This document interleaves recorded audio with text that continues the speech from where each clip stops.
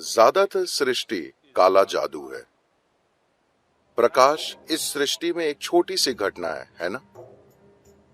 क्या ज्यादातर सृष्टि में अंधेरा नहीं है?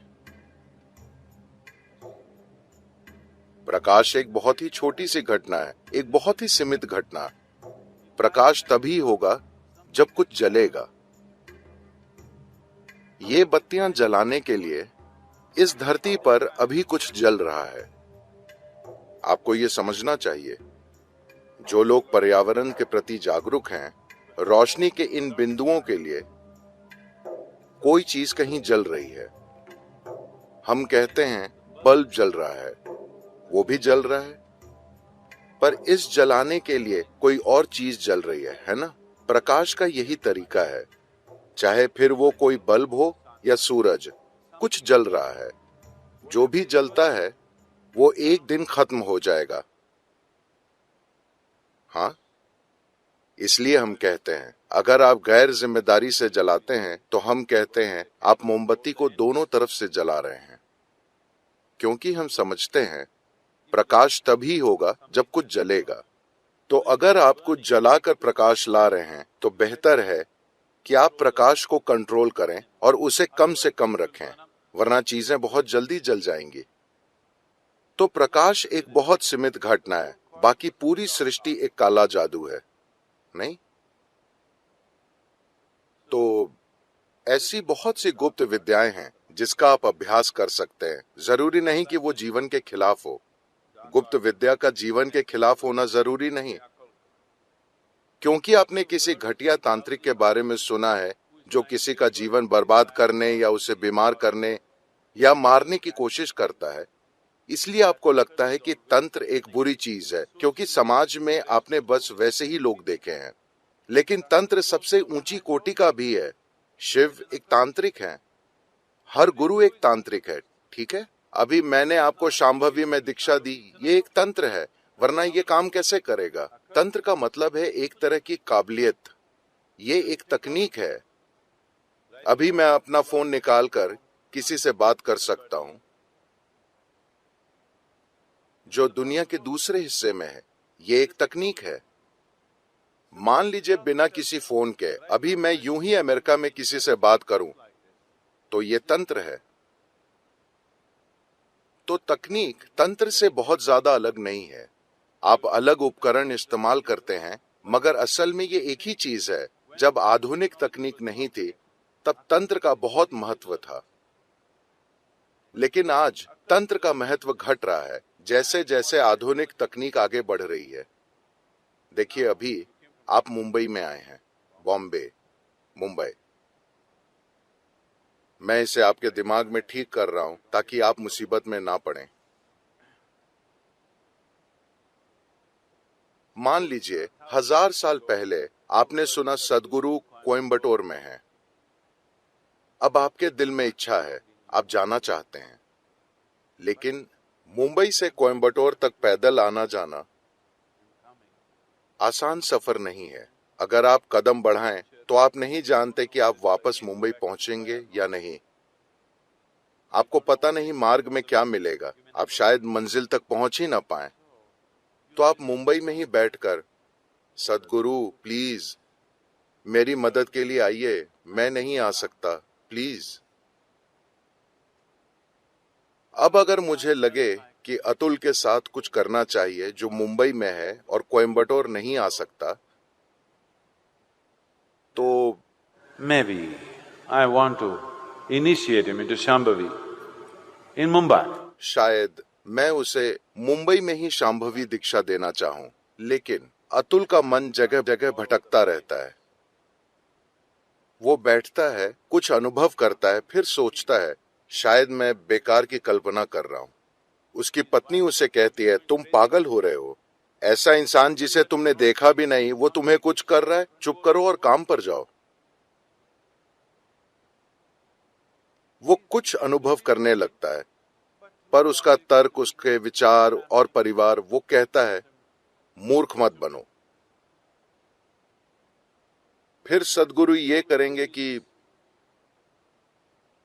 एक दक्षिण भारतीय चमेली का फूल उठाएंगे जो मुंबई में नहीं उग सकता, और अतुल ऐसे बैठा है, फूल उसके हाथों में गिरा। अब अतुल,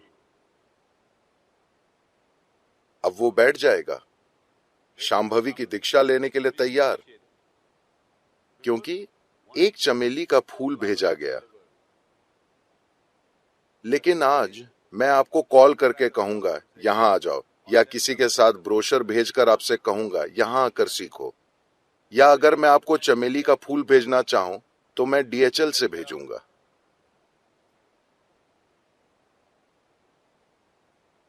तो आधुनिक तकनीक से तंत्र का प्रयोग खत्म होता जा रहा है, पर मैं चाहता हूं कि आप 1000 साल पहले की बात सोचें और समझें कि तंत्र कितना मूल्यवान था। हाँ, 1000 साल पहले कल्पना कीजिए, आप मुंबई में हैं और मैं कोयम्बटूर में। आप मुझसे कुछ चाहते हैं, तंत्र के मूल्य की कल्पना करें, है ना? तो आज इसका मूल्य कम हो गया है, तो हर तरह के ढोंगी हर तरह की बकवास कर रहे हैं। तो तंत्र का बुरा होना जरूरी नहीं है। हाल ही में किसी ने मुझसे सामयामा में एक प्रश्न पूछा, शायद किसी गुरु ने ऐसा कहा है, तंत्र बस अपनी सनक को छोड़ने का तरीका है, बस अपनी सनक से परे जाने का तरीका है। ये बकवास है। दुर्भाग्य से आज हमें तंत्र शब्द को फिर से परिभाषित करने की जरूरत है, क्योंकि लोगों ने इसका अर्थ बदल दिया है। सबसे पहले यह समझते हैं, तंत्र शब्द का मतलब है तकनीक। लेकिन आप जिस तंत्र के बारे में सुन रहे हैं वो अमेरिकी तटों से लौट कर आया है। आपको लगता है तंत्र का मतलब है बेलगाम कामुकता। नहीं, तंत्र का मतलब है परम अनुशासन। ये बेलगाम कामुकता नहीं है, ये परम अनुशासन है। अपने शरीर और मन को इस तरह इस्तेमाल करना सीखना जैसे आप किसी अन्य बाहरी उपकरण का इस्तेमाल करते हैं। जैसे आप अपने कंप्यूटर या स्क्रू ड्राइवर का इस्तेमाल करते हैं, उसी तरह आप अपने शरीर और मन का इस्तेमाल करना सीखते हैं। इसके लिए जबरदस्त अनुशासन चाहिए, कामुकता या ढीलापन नहीं। तंत्र वे चीज नहीं है जो किताबें लिखी गई हैं, वे मुख्य रूप से पश्चिमी लेखकों की है, हर तरह की चीजें नहीं। तांत्रिक ग्रंथों में परम अनुशासन होता है, किसी तरह का ढीलापन नहीं, क्योंकि वे शरीर की बात करते हैं। और फिलहाल आधुनिक समाजों में अगर आप शरीर कहते हैं तो उनके विचार सिर्फ शरीर के जननांगों के बारे में, न कि शरीर के किसी और चीज के बारे में। तो अगर आप शरीर कहें तो वे सिर्फ शरीर के कुछ हिस्सों के बारे में सोचते हैं। वे दिमाग को भूल चुके हैं, क्योंकि वे सिर्फ शरीर के कुछ हिस्सों के बारे में सोचते हैं। वे कामुकता के बारे में सोचते हैं और उससे परे कुछ नहीं। इसका संबंध शरीर को एक जबरदस्त मशीन की तरह इस्तेमाल करने से है, और ये है भी। अगर आपको इसका इस्तेमाल करना नहीं आता तो आप यहाँ क्या करेंगे? अगर आप अपने शरीर और उसके पीछे की ऊर्जा का इस्तेमाल करना नहीं जानते तो आप क्या करेंगे? आपका किसी भी चीज पर कोई असर नहीं होगा। तो ये तंत्र है। तंत्र का मतलब है तकनीक। तंत्र मतलब एक निश्चित क्षमता। तंत्र के बिना कोई गुरु नहीं होता।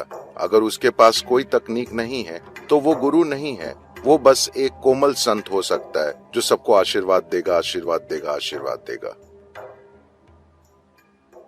आशीर्वाद खुद निर्णय नहीं लेता। अगर आप एक चोर हैं और आप संत से मिलते हैं तो आप उसका आशीर्वाद मांगेंगे और वे देंगे, जिससे आप आज अपना काम अच्छे से करें। क्योंकि उनके आशीर्वाद में समझ नहीं है, वे वैसे नहीं हो सकते, क्योंकि वो उनके कंट्रोल में नहीं है। यहां तक कि लुटेरों के भी, पिंडारी और वैसे लोगों के भी अपने देवी देवता और संत होते थे। उनके देवता हमेशा उनका मार्गदर्शन करते थे कि आज किस घर पर हमला करना है। वे बहुत सफल थे। उन्होंने अपना काम शताब्दियों तक किया। डाका डालना उनका काम था। तो अगर आप बस एक कोमल फूल जैसे संत हैं जो बस आशीर्वाद देता है, आशीर्वाद देता है, आशीर्वाद देता है, मैं उसे महत्वहीन नहीं बता रहा। वे अपने तरीके से सुंदर हैं, लेकिन वे उन लोगों के लिए नहीं हैं जो आत्मज्ञान की इच्छा रखते हैं। वे उन लोगों के लिए नहीं हैं। वे उन्हीं लोगों के लिए हैं जो अपने जीवन में छोटे सुधार चाहते हैं। अगर आप किसी घरेलू सामग्री के भंडार में जाएं, तो आप अपने जीवन में कुछ सुधार कर सकते हैं, है ना? हाँ या ना? आप वाकई कर सकते हैं। मैं रोज टीवी पर लोगों को कहते देखता हूं, अरे मैंने बस ये पलंग खरीदा, मेरा पूरा जीवन बदल गया, ये जबरदस्त है।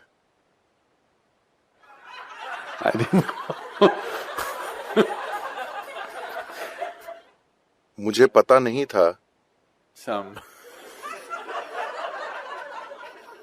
कि एक पलंग या तकिया ऐसा कर सकता है। मुझे पता नहीं था।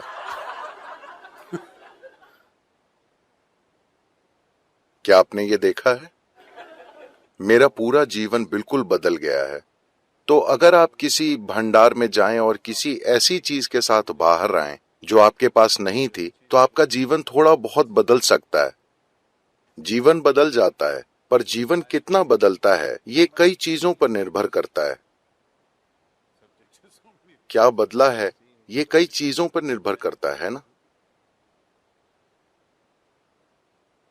मान लीजिए आपको ठंड लग रही है और आपके पास जैकेट नहीं था, पर आपको मिल गया, तो फिलहाल जीवन बदल गया, है ना? है कि नहीं? तो क्या हम उस चीज की बात कर रहे हैं? अगर हाँ तो ठीक है, आशीर्वाद आशीर्वाद आशीर्वाद। लेकिन अगर आप आध्यात्मिक विकास, परम प्रकृति तक पहुंचने की बात कर रहे हैं, तो किसी क्षमता के बिना एक गुरु क्या है? आप उसे गुरु नहीं कह सकते। क्षमता का मतलब है कुछ करने की काबिलियत जो लोग खुद नहीं कर सकते। तो अगर मैं चाहता हूं ये बात आपके दिमाग में स्पष्ट हो कि अगर कोई तंत्र न हो, तंत्र से मेरा मतलब है अगर कोई तकनीक न हो, तंत्र संस्कृत में तकनीक को कहते हैं, उसे नहीं कहते जो आपको समझा दिया गया है। तो अगर कोई तंत्र न हो तो वाकई कोई गुरु भी नहीं होगा।